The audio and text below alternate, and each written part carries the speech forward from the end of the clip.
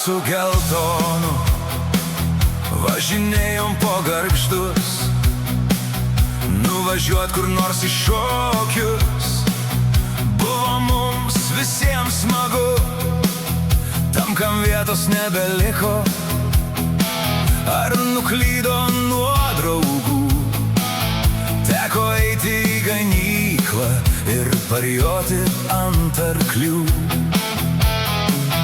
Kad nepirkti bilietėlio, rodėm viens kitam pirštus.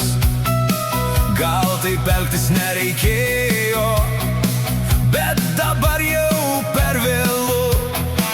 Gargžduose prie restorano linksmai grojom gitarą, tol kol farai atvažiavo ir pasakė, kad gana.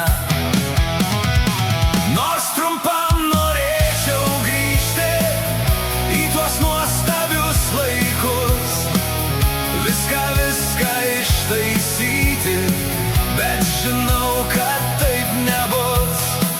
Džiaugiamės vaikystę savo, kai susėdame kartu. Buvo gera prisiminti, kaip bėgiojom ant stogų. Visi laukiam gegužinės, chebra grodavo gyvai, gėrėm vyną iš stiklinės.